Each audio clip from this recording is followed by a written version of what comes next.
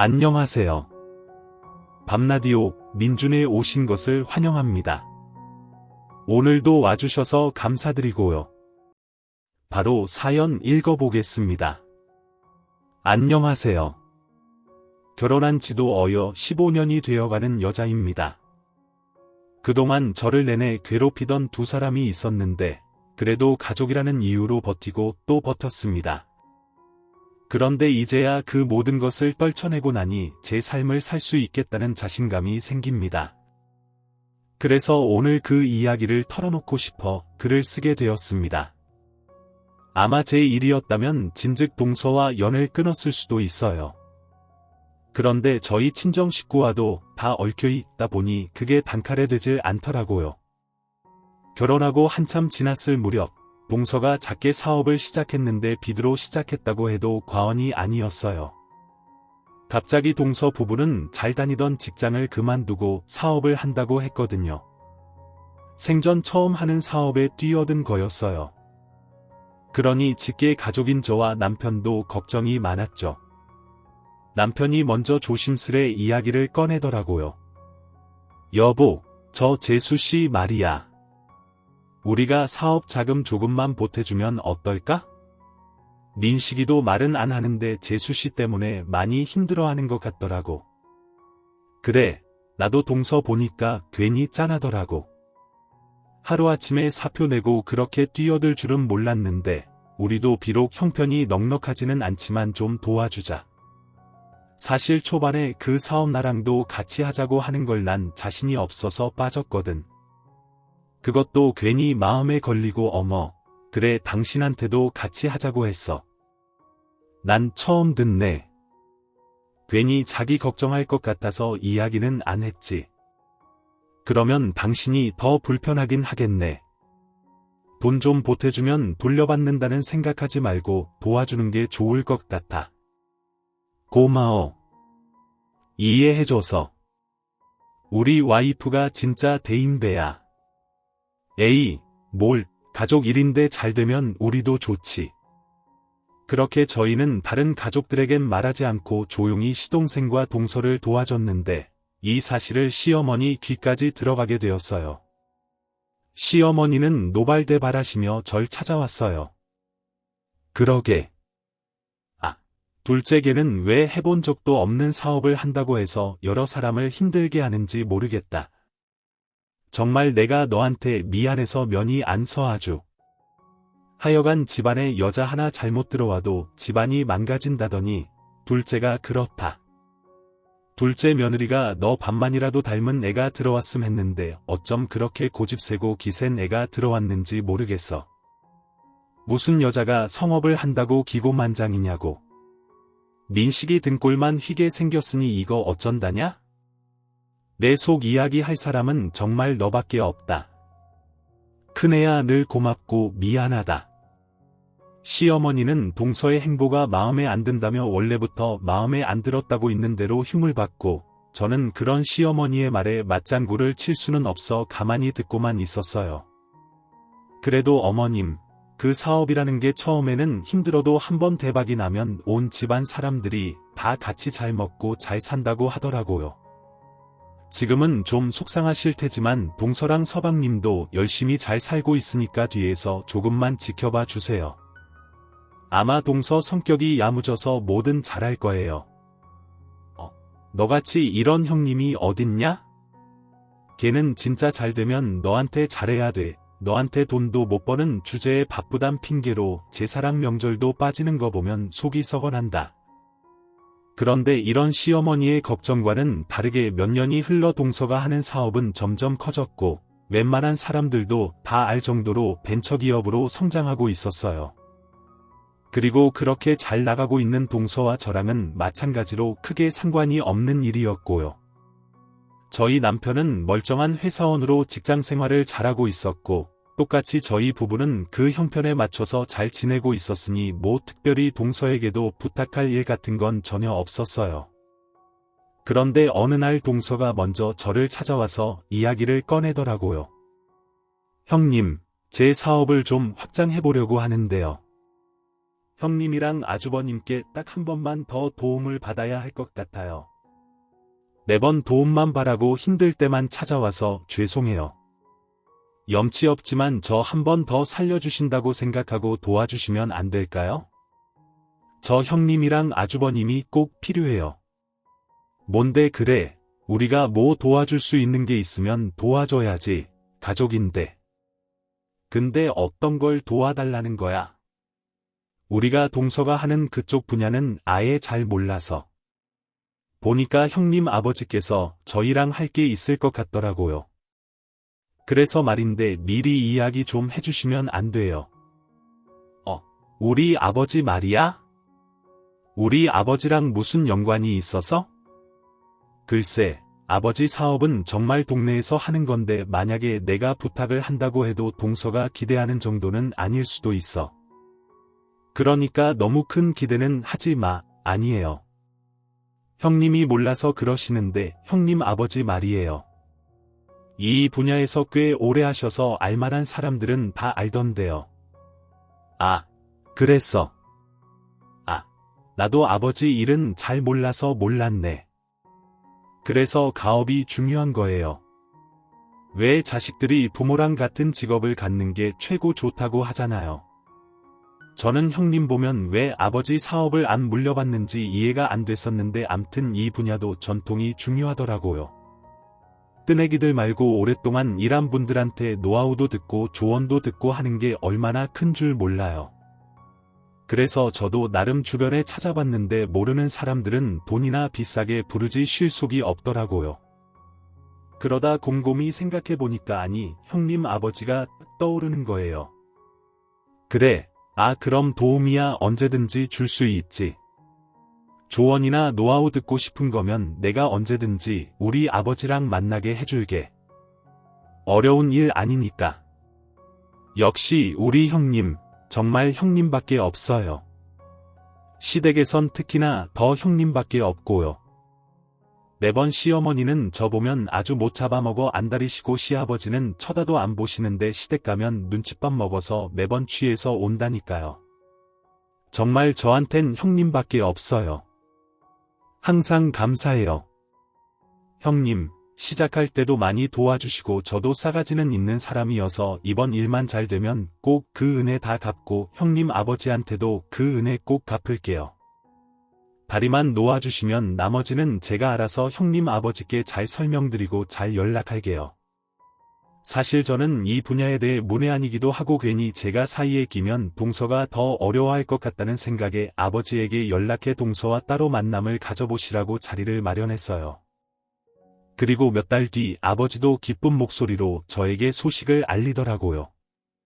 예, 정희야, 아니 동서 덕에 내가 큰일 하나 맡게 됐다. 어우 정말요? 아버지, 무슨 일을 하게 됐는데요? 아이 발주를 엄청나게 많이 받게 됐어. 그리고 나중에는 내가 알아서 거래처랑 납품도 하게 해준다고 하는데 되려 내가 더 고마운 일이지 뭐냐? 아빠 말년에 일복 터졌다. 어머, 그랬어요? 아이고, 동서가 신경 써준다는 말이 그 뜻이었나 보네. 내가 동서한테 따로 또 연락해서 고맙다고 얘기할게요. 아빠, 우리 아빠 돈 많이 벌어서 엄마 맛있는 것도 사주고 딸내미 용돈도 좀 주세요.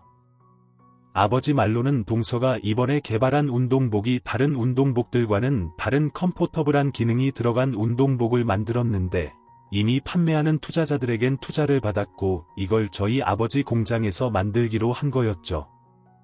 가족이니 조금 싸게 대량 생산을 하는 게 조건이었다고 하더라고요. 그리고 아버지를 통해 동서의 속마음을 듣게 되었는데 동서가 저희 아버지한테 그랬대요.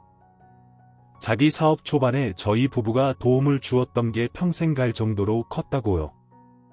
그래서 저희에게 이에 대한 보답을 꼭 하려고 더 이를 악물고 악착같이 했대요. 동서는 워낙 평상시에도 자존심이 세서 누구 앞에서 힘들다는 내색도 없었는데 동서가 그런 생각을 했는지 전혀 모르고 있었어요. 그리고 그 다음 날 저희 엄마 또한 아버지를 통해 이 이야기를 듣게 되었는지 양손 가득 김치와 반찬을 싸서 저희 집에 오셨어요. 엄마는 이 반찬들을 저희 집뿐만이 아니라 동서한테도 갖다 주라고 하셨는데 이런 게 어른들이 고마운 마음을 전하는 방식이구나 싶었어요. 엄마는 몇 번이고 동서한테 꼭 고맙다는 인사를 전해주라며 다 늙은 아버지가 큰 거를 하나 따냈다고 얼마나 좋아하시는지 모른다며 어깨에 힘이 들어갔다고 하더라고요. 사실 아버지 연세면 공장이 잘 된다고 해도 이제 서서히 손을 뗄 시점이었고 정리를 할 시점이었어요. 그런데 2년 전부터 팬데믹이 오면서 아버지 또한 정말 큰 타격을 입으셨거든요. 그러니 더더욱 공장 문을 닫기 일보 직전이었어요. 만약 동서가 나타나지 않았더라면 이렇게 다시 기계에 기름칠을 해 공장을 돌릴 수가 없었겠죠. 여튼 전과는 다르게 잔뜩 신이 나 있다는 아버지의 이야기를 들으니 제 마음도 괜히 뿌듯했어요. 엄마는 마지막까지 신신당부를 하시며 동서지간이지만 여동생처럼 잘 챙겨주라고 하셨어요. 그리고 정말 다행히도 동서의 사업은 몇 년 동안의 정체기가 무색할 정도로 걷잡을 수 없이 성장을 하였는데 1년 사이에 동서의 집은 많은 변화들이 생기게 되었어요. 일단 씀씀이가 달라지면서 차도 외제차로 바꾸고 치장하는 것도 점점 명품이 많이 보이기 시작했어요. 시부모님께 쓰는 돈도 엄청났죠. 매번 시댁에 올 때마다 시어머니에게 선물 공세를 했는데 그 선물들이 홍삼이나 건강식품 같은 게 아니라 TV, 냉장고, 컴퓨터 등등 시댁에 있는 가전제품들을 싹 다 바꿔주는 선물이었어요. 명절 때나 시부모님 생신 때 저희 부부는 딸랑 20만원 쓰는 게 전부였는데 동서는 200만원 쓰는 것도 우습게 쓰더라고요. 너무 한 번에 껑충 뛰어버린 동서와 서방님의 모습에 대견하기도 하고 한편으론 부럽기도 했어요. 그리고 솔직히 말하면 저도 사람이고 여자인지라 질투도 나더라고요. 근데 시어머니는 이런 제 마음을 알고 제게 더 부채질을 했는데 한 번은 혼자 시댁에 갔을 때 시어머니가 입에 침이 마르도록 동서 자랑을 하더라고요. 큰애야, 이것 좀 봐라. 이게 요즘 최고로 비싼 청소기란다. 왜 TV 광고에 엄청 나오잖냐? 글쎄 둘째가 이걸 130만원 주고 샀다는데 아니 시골 노인네들도 이 청소기 브랜드를 다 안다고 하더라.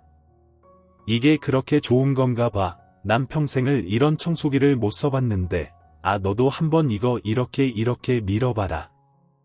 아주 손맛이 달라. 그러게요, 어머님. 좋아 보이네요. 좋으시겠어요. 그리고 어제는 나한테 돈 50만원을 턱 주고 가면서 용돈 하시라고 하는데 나는 걔가 떡이부터 달라서 이렇게 잘 될 줄 알았어. 애가 보면 여잔데도 장군 같잖아. 아주 하고자 하는 게 분명하고 그 눈매 봐라. 그 눈이 범의 눈이라고. 시어머니는 혼자 신나서 막 떠드셨는데 저는 귀에 들리지도 않았어요. 동서가 처음 사업한다고 할 때는 제게 귀에 못이 박힐 정도로 욕이란 욕은 다 해놓으시고 이제 와서 동서가 잘되고 본인한테도 잘하니까 아주 박쥐처럼 딱 붙어서 동서 칭찬만 엄청 하셨죠. 그런데 문제는 제가 화가 나는 건 동서 칭찬만 하면 저도 뭐라고 안 하겠어요? 매번 저랑 동서를 비교하며 너는 이런 거 못 사주지? 너는 나한테 평생 동안 돈 100만원 준 적 있냐? 허긴 집에서 집순이로 밥만 축내고 있는데 언제 나한테 효도를 하겠어? 라는 식으로 동서와 상황이 뒤바뀌어 제가 욕받이 대상이 되었죠. 시어머니는 이런 얘기를 꼭 저 혼자만 있을 때 하셔서 제가 남편한테 이야기를 해봤자 시어머니 태도를 고치는 게 쉽지가 않았어요. 만약 남편 있는 데서 시어머니가 저런 소리를 하면 남편도 물론 가만히 있지 않을 텐데 매번 사람들 많을 때는 저를 잘 챙겨주고 사람들 없을 때만 저러니까 남편도 자기 엄마한테 뭐라고 따지기가 참 애매한 상황이었죠. 그냥 제가 피하는 게 상책이었어요. 시어머니한테 3번 갈고 1번 가면서 시어머니와의 거리를 두는 편이 나았죠. 그런데 어느 날 동서한테 연락이 왔는데 이사를 했다며 집들이 날짜를 알려주고 오라고 하더라고요. 갑자기 바빠진 동서와는 오랜만에 한 연락이었는데 그 짧은 기간에 이사까지 간 줄은 모르고 있었어요. 어머 동서, 축하해. 주소 보니까 엄청 좋은 곳으로 이사 갔던데 좋겠다. 그나저나 이사 준비는 언제 했었어? 이사야 뭐, 돈 있고 비싼 좋은 집만 있으면 바로 가는 거죠. 그래, 잘했다. 그건 그렇고, 동서, 이사 선물로 뭐 갖고 싶은 건 없어? 내가 큰 건 못 해주지만, 그래도 뭐 필요한 거 사주고 싶어서. 그럼 뭐 물건이나 돈은 됐고요. 그 형님, 어머니한테 김치 좀 담궈달라고 해주세요. 제가 재료값은 드릴 테니 총각김치랑 양배추 물김치요. 예전에 저 갖다 주라고 해주셨잖아요. 그때 너무 맛있게 먹었거든요. 그걸로 이사 선물은 퉁치죠. 형님, 우리 엄마 김치가 먹고 싶었구나. 알았어. 그럼 내가 엄마랑 같이 김치 좀 담가서 줄게. 아이, 그리고 재료값은 됐어. 나도 그 정도는 부담 없어 괜찮아. 그렇게 저는 김치를 4통이나 담고 집들이 때 가져갔는데 동선의 집은 대문부터 으리으리했고 담도 엄청 높은 대저택이더라고요. 그 2년 만에 정말 많이 달라졌다는 게 느껴졌고 사업이 한번 대박이 나면 이렇구나 싶었어요. 어머 동서, 집이 너무 좋다. 얼마나 좋겠어. 그러니까 형님, 같이 했으면 얼마나 좋아요. 지금 이 호사를 같이 누리고 있었을 텐데 아직도 형님은 그 집에서 그대로 사는데 저는 상위 1%들이 사는 집에서 살잖아요. 아유, 내가 그때 더 설득을 했었어야 됐는데. 아니야. 우리 애들 아빠나 나나 간이 작아서 못해.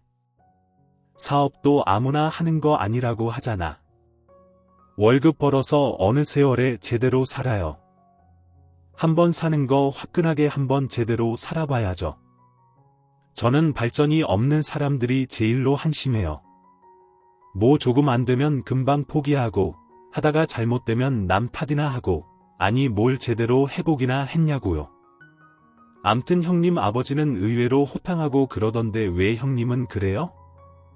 그걸 안 닮으셨나 신기하네요. 참 그러게. 난 엄마 닮은 것 같다. 그래도 우리 아버지랑 계속 거래하고 있어서 너무 고마워. 이거 동서가 먹고 싶다. 김치 2가지랑 우리 엄마가 반찬을 더 이것저것 싸주셨어. 동서 좋아하는 것들만 있으니까 맛있게 먹어. 너무 맛있겠다. 형님 어머니 요리 솜씨 좋잖아요. 그리고 얼마 뒤 시어머니도 동선의 집에 왔는데 제가 이것저것 싸가지고 온 반찬들을 보곤 제게 틱틱거리는 말투로 막 쏘아붙이더라고요. 아이고 많이도 해다 줬네.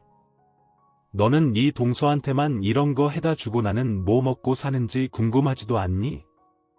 에이 어머님, 이건 동서 이사 선물 겸 겸사겸사 선물로 가지고 온 거라서 어머님 거는 제가 미처 생각을. 이봐. 너 지금 내 동서한테 쪼르르 붙어서 아부하고 있는 거 내가 모를 줄 알아. 너 그렇게 사는 거 아니야? 잘 나가는 사람 딱 옆에 붙어서 그런 거 아니에요. 어머님 제가 미처 생각을 못했어요. 죄송해요. 제가 조만간 어머님 것도 꼭 준비해서 갈게요. 내가 뭐 그지냐 그거 해준다고 신나서 받게 됐어. 암튼 나 챙겨주는 건 둘째 너밖에 없어. 사람이 뭐든 잘 되는 게 그게 괜히 그러는 게 아니야. 이유가 다 있는 법이라고. 애가 인성 하나라도 멀쩡해야지. 넌 어떻게 그 모양이니? 아유 내가 이런 걸 큰 며느리라고만 며느리라고 아유 둘째 네가 이 형님 노릇까지 대신하느라 얼마나 힘들어 하긴요. 이제와 하는 말인데 가끔씩 형님이 형님 노릇 못할 때마다 왜 내가 큰 며느리 노릇을 하고 있는지 아주 짜증 날 때가 많았어요. 형님은 그거 알고 계셨어요? 신모와 동서는 아주 둘이 손발이 척척 맞아. 제 앞에서 대놓고 제 흉을 보는데 속으론 화가 들끓었지만 일단은 참고 있었어요.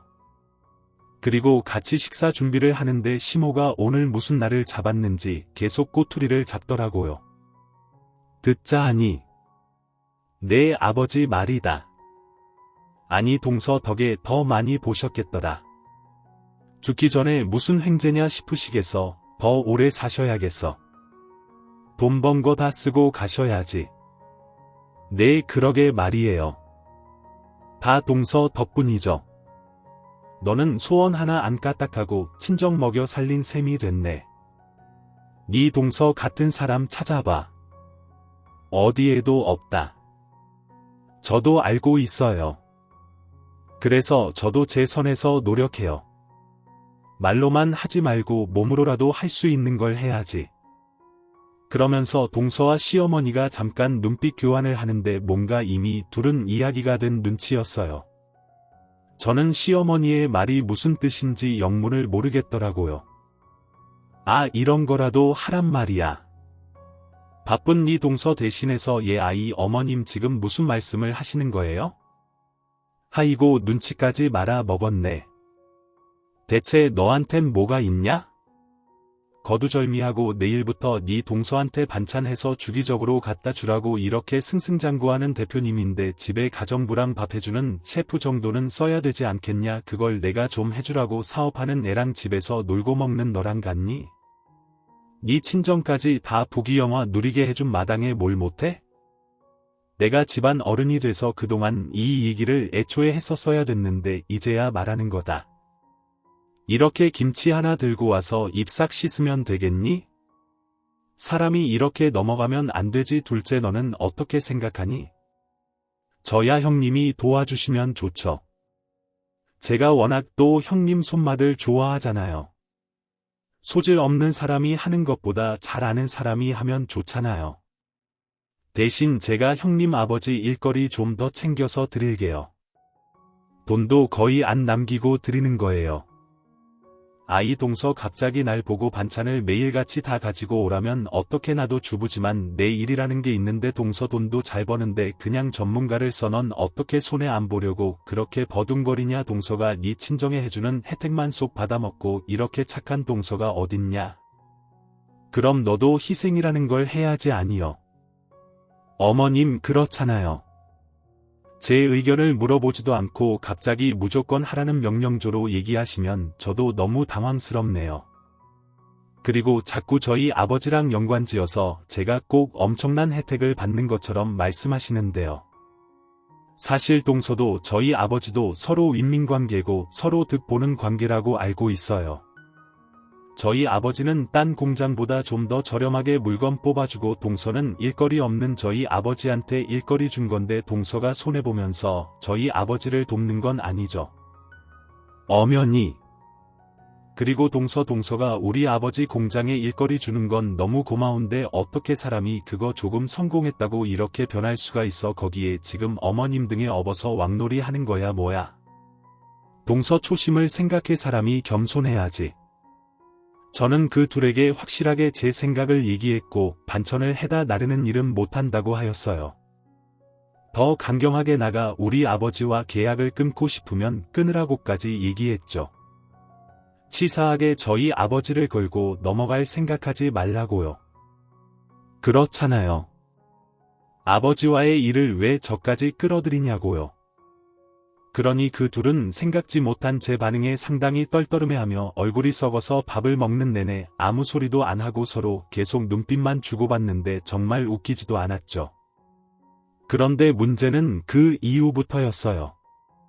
제가 시모와 동서의 핍박에도 굴하지 않자 노골적으로 저를 괴롭혔는데 일부러 저도 반찬 사건이 있고 나서 시모와 동서는 피하며 지냈거든요. 근데 연을 끊지 않는 이상 살다 보면 만날 수밖에 없는 경우도 있잖아요. 그때가 딱 8년 만에 태어난 둘째 아들의 돌잔치 때였는데 시댁 식구들 포함 저희 친정 식구들까지 모두 모인 자리였어요. 일전에 저희 친정아버지를 도와준다는 것처럼 말한 시모와 동서 때문에 되도록이면 서로 불편한 상황을 만들지 않으려고 남편과 함께 애를 쓰기로 했는데 돌잔치에 오자마자 동서가 입이 대빨 나와선 왜 이렇게 높은 곳에 예약을 했냐며 걸어오는데 한참이나 걸렸다고 툴툴대더라고요. 저희가 한옥 같은 곳에 돌잔치를 예약해놔서 산책길을 따라 올라와야 식당이 보였거든요. 그러니 시모는 그런 동서에게 물을 건네주며 더위 좀 식히라고 부채질까지 해주더군요. 그리곤 제게 와서 너는 센스가 이리도 없냐며 내 동서 몸이 얼마짜리 몸인데 이게 고생을 시키냐 이런 온도 빼기는 너 같은 머슴이나 헐레벌떡 잘 올라오지 아무튼 애가 배려라고는 눈곱만큼도 없어지. 내가 오늘도 여기 안 오려고 했는데 네 남편 얼굴 보고 온 거야. 그리고 네 동서도 안 오려고 했는데 아주버님 생각해서 온 거라고 하더라. 네 어머님 알겠습니다. 그리고 오늘 좋은 날인데 가능하면 큰 소리 안 내고 잘 보냈으면 좋겠어요. 어머님 부탁 좀 드릴게요.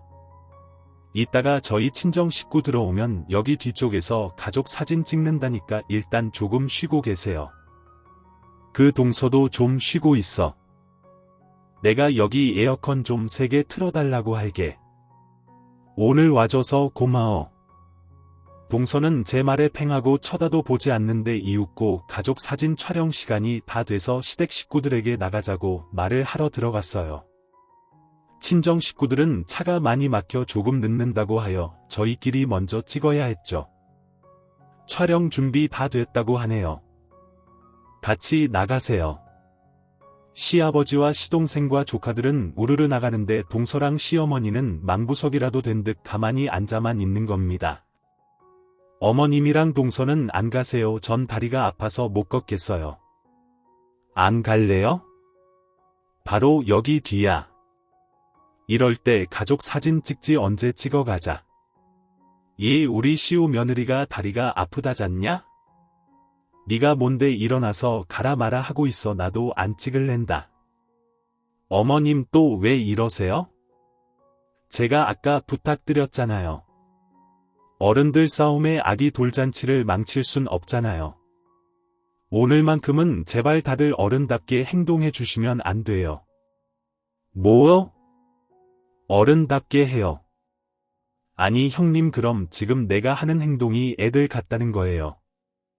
아니 내가 내 다리가 아파서 못 가겠다는데 왜 형님이 난리예요?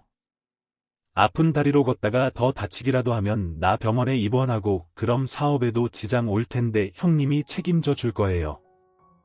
난 시간이 돈이고 움직이는 게 사업체라고요. 쥐뿔 잘난 것도 없는 주제.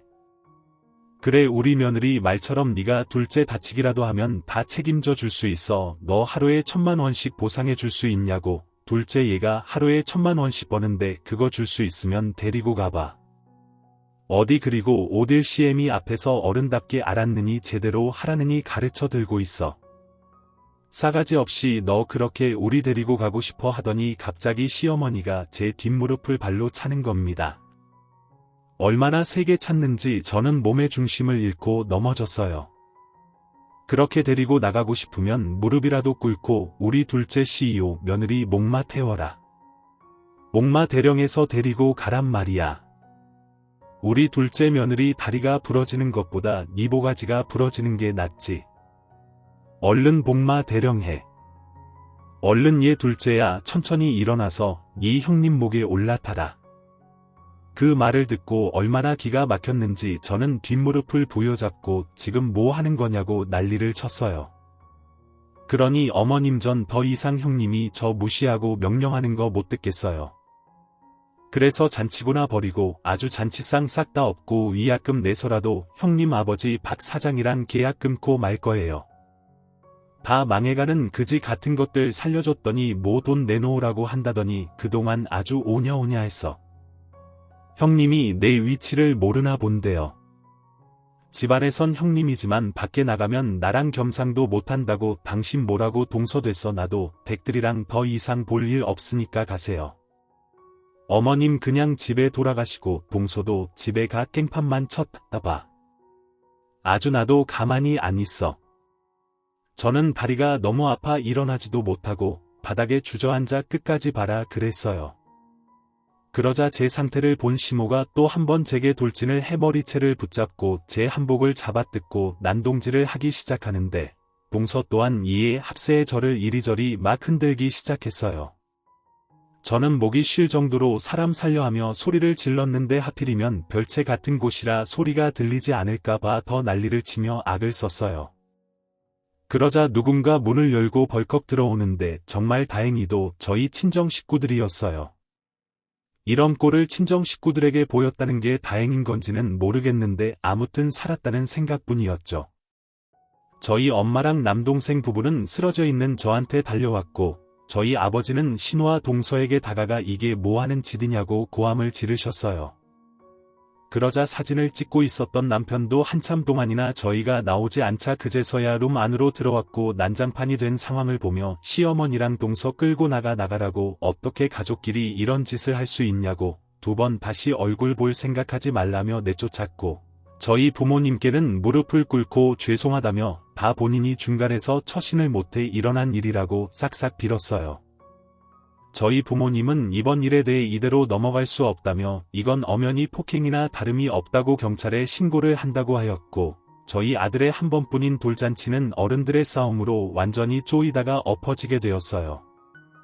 그 후 저는 시어머니와 동서를 고소하였고 하부는 절대 없다고 했는데 동서는 바로 변호사를 선임해 단순 폭행으로 몰고 가 가벼운 벌금형으로 끝을 내더라고요. 얼마나 억울한지 이성을 잃을 정도였어요. 그리고 더 분했던 건 저희 아버지의 공장 계약도 일방적으로 해지를 했는데 아버지한테 위약금도 안 주고 입에 담지 못할 말까지 했어요. 그 일만 생각하면 아직까지도 자다가도 깨고 피가 거꾸로 쏟았죠. 그렇게 아버지는 동서 회사랑 계약을 끊고 저는 시댁 식구들과 연을 끊었는데 이 일이 지나고 한반년 뒤일 거예요. 저희 아버지 번호로 동서 회사에서 일을 하는 회계사이자 거의 부사장급인 사람한테 연락이 왔다는 겁니다. 그리곤 할 말이 있다며 저랑 셋이 만나자고 했대요. 아버지 말로는 몹시 다급해 보이는 목소리였다는데 그날 바로 그분과 만났어요. 매번 공장 시찰 나올 때마다 박 사장님께서 제가 나중에 공장 운영하고 싶어 한다는 말 듣고 아낌없는 조언해 주시고 필요한 것들도 저 대신 많이 알아봐 주셔서 늘 감사했어요. 아이 그건 뭐 어려운 일도 아니어서 도와준 건데 근데 갑자기 이렇게 보자한 이유는 뭐예요? 무슨 일이 났나요? 네 지금 회사가 얼마 못 가 휘청할 것 같습니다. 그리고 저도 하다하다 한 대표 때문에 참을 수가 없어서 박 사장님과 따님을 만나러 온 거예요. 지금 제일 억울하고 분통 터져 하시는 게 박 사장님과 따님 같아서요. 지금부터 제가 하는 말씀 잘 듣고 잘 판단해서 결정하세요. 동서 회사의 직원 말로는 동서가 저희 아버지의 공장과 계약을 끊으면서 좀 더 싼 공장들을 찾아다니다가 한 군데가 아닌 여러 군데 공장들과 계약을 했대요. 그래서 예를 들면 운동복에 들어가는 지퍼는 A 공장에 맡기고 모자 부분은 B 공장에 맡기고 허리셔링 부분은 C 공장에 맡기는 식으로 분포를 해서 옷을 만들다 보니 아무리 싸도 한 군데에서 나가는 돈보다 여러 군데에서 나가는 돈이 점점 더 많아졌다는 겁니다. 그러니 저희 아버지와 했던 것보다 돈이 훨씬 더 많이 들어가게 되었고 점차 공장들에게 줄 돈까지 대금이 밀리기 시작했다는데 글쎄 부도가 나기 일보 직전이라고 하더라고요. 여태 저희 아버지와 일하면서 동서는 신경 쓸 거 없이 편하게 했으니 공장 대금 운영 방법도 하나도 몰랐던 거였죠. 근데 여기서 더 문제는 그릇도 안 드는 동서가 욕심을 부려 무리하게 회사를 상장시켰고 주변 사람들의 꼬임에 넘어가 하지 말아야 할 주가 조작까지 한 정황이 보인다는 겁니다. 이제 얼마 못 가 고꾸라질 일만 남았다는데 그 직원의 본론은 저희 아버지에게 여유가 된다면 공장을 담보로라도 돈을 빌려서 동서의 회사 주식을 동서보다 더 많이 사라고 하는 겁니다. 그래서 대주주가 돼서 그 회사를 저희가 운영하는 건 어떻겠냐고 안을 내놓기 시작하는데 그렇게 되면 공장도 아버지 공장에서 물건을 만들고 판매도 아버지 회사에서 판매를 할 수 있으니 일석이조 삼조나 다름이 없다고 했어요. 아버지는 그분에게 왜 이런 급비 사실을 우리한테 알려주냐고 물으니 일단은 본인한테도 밥줄이 달린 문제고 돌이켜 생각해보면 정말 이 회사를 사랑했던 사람은 물건을 만들어준 저희 아버지였다는 게 제일 커서 목숨 걸고 이야기하는 거라고 하더라고요. 그 말에 저희도 가족끼리 모여 심각하게 회의를 했고 남편에게도 이 사실을 얘기해 그 직원 말이 전부 다 사실인지 확인해보라고 했어요. 그러니 정말 사실이 맞더라고요. 그리고 경영학과를 복수 전공한 저희 남동생의 결정적인 판단 하에 저희는 정말 영글이라고 하죠. 영혼까지 끌어 은행에서 돈을 빌렸고 무너져가기 일보 직전인 동서의 회사 주식을 거의 다 샀어요. 그리고 저희에게 은인과 같은 그 직원을 통해 동서의 회사 사정을 듣게 되었는데, 동서는 주식을 산 사람이 저희 아버지와 저희 가족인 건 꿈에도 모르고 다시 회사가 살아났다며 지킬 수는 있게 됐다고 방방 뛰며 좋아하라 했다는 겁니다. 저희 가족은 이제 동서 앞에 대주주로 마주할 일만 기다렸고, 대망의 4분기 주주총회가 있는 날 드디어 동서의 회사로 출격을 할 수 있게 되었어요. 동서는 대주주가 온다는 소리에 회사 문 앞까지 마중을 나와 있었는데 차에서 내린 저희 가족들을 보더니 몇 초 동안 어안이 벙벙해하며 저에게 소리를 치더라고요. 아니, 오늘 아주 좋은 날인데 재수없게 왜 니들이 여기 있는 거야? 왜 내 앞에 나타나서 내 운수를 망치려고 하냐고. 여긴 왜 왔어? 뭐 일이라도 달라고 왔니? 부사장 경비 불러 이 거짓들 싹 다 내쫓으라고 하라고. 그러자 그 회계사이자 부사장이 저희를 가리키며 이분들이 오늘 오신다고 했던 대주주라며 예의를 지키라고 하더라고요.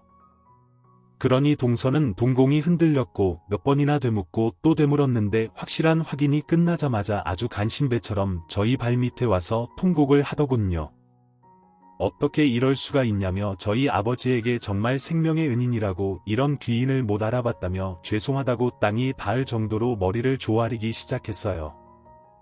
그리고 제겐 여태 어떻게 지내셨냐며 형님과 연락을 하고 싶었었는데 시어머니 때문에 시어머니가 눈치를 줘서 연락을 못하고 있었다는 개소리를 짓거리더라고요. 정말 너무나도 간신배였죠. 결국엔 시모와 동서 둘 다 서로 물고 뜯는 관계가 되었어요. 저는 그런 치사하고 비겁한 동서에게 딱 한마디 했어요. 한 대표님, 이제 옷 벗고 나가세요. 거기 더 이상 당신 자리 아니니까. 이렇게 무능하고 머리에 똥만 찬 당신이 운 좋게 여러 사람 도움받아서 그 자리까지 간 거야. 애초부터 당신은 그 자리에 앉을 감이 아니었다고. 당신도 드라마나 영화 봐서 알지. 주주들한테 대표 해임권이 있다는 거. 근데 희망 같은 건 갖지 마. 주주들이 가만히 안 둘 거야. 왜냐면 열의 6은 우리 집 식구들이거든. 이미 과반수네. 그렇게 저희는 철저히 서류로 증명된 동서의 업적에 대해 따져 동서를 대표직에서 해임시키고 능력을 보고 대표를 다시 뽑았는데, 대표는 회계사이자 부사장이었던 그분을 대표직으로 선임했어요. 이 엄청난 일이 일어난 다음 날 시어머니는 제 앞에 동서를 끌고 와 저 보는 데서 동서의 얼굴을 있는 힘껏 올려치는 겁니다. 인연이 건방지게 바깥 사둔 은혜를 이딴 식으로 갚아서 내가 아주 너 보는 데서 혼쭐을 내주는 거야. 그러니까 첫째야, 네 마음 풀릴 때까지 우리는 매일같이 와서 너한테 빌고 또 빌게. 그러니까 네가 너그럽게. 저기요. 저 너그럽지 않아요. 그리고 지금 당신들이 내 앞에 와서 쇼하는 거 눈에 다 보여요. 어머님 집이고 뭐고 다 끝장나게 생겼으니까, 길거리 나앉게 생겼으니까 이제 와서 또 박쥐처럼 저한테 달라붙는 거잖아요. 나 당신들이 생각하는 것보다 더 한 수 위야.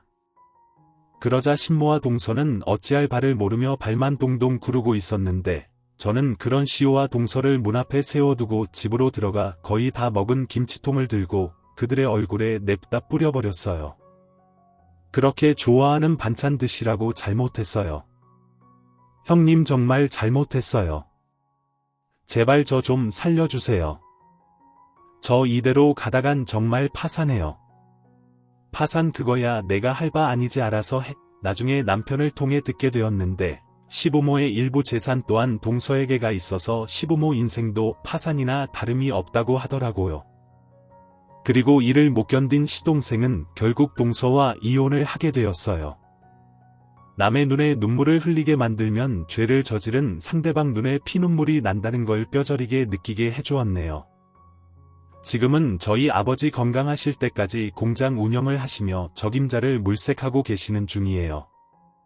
그리고 회사 또한 잘 운영을 하고 있고 하반기에는 지방 몇 군데 백화점에 납품하는 계약금까지 따서 다가올 좋은 소식만 기다리고 있어요.